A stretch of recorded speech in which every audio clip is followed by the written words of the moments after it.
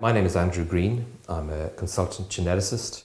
Genetic testing for inherited eye disease has changed radically over the last 10 or 15 years because the genetic technology has improved so much that much more analysis of people's DNA can be carried out to identify the basis for their inherited eye disease. In the past, testing was focused very much on just trying to find one specific gene that one could test. Now, the genetic testing, which can be done simply on blood samples, can identify changes in large numbers of genes in one step at a much reduced cost compared to what it was 5 or 10 years ago, and these tests are now much more readily available than they would have been previously.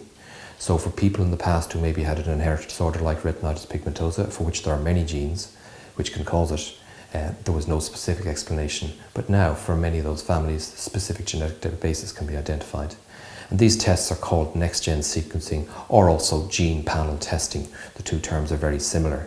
And it means that the DNA could be analysed from a patient for large numbers of genes, millions of pieces of DNA in one go, and in many cases will provide an explanation and answer. In some, it may not find an explanation.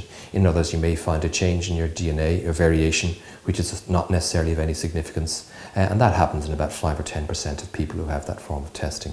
But it's certainly been a great advance, both for understanding the condition, for offering tests to other family members, and potentially for new treatments that might be targeted towards particular genetic types of eye disease. One further step is to go much further to look at what is called the exome.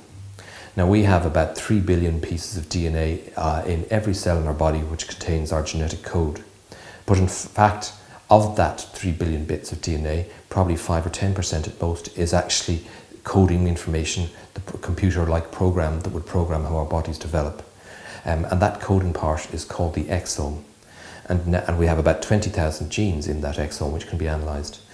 And this is now also being offered in some situations. This doesn't focus just on eye genes, but it focuses on all genes.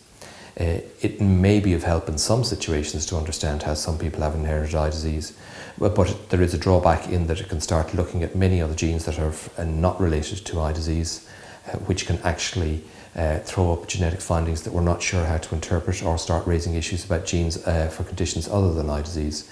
And the usefulness of exome sequencing at the moment isn't entirely clear in the setting of eye disease. However, the usefulness of next generation sequencing is established because it has provided direct information for lots of people. However, it is a specialised technology and is not available from every eye service, and it will need to be done through a specialised eye genetic service.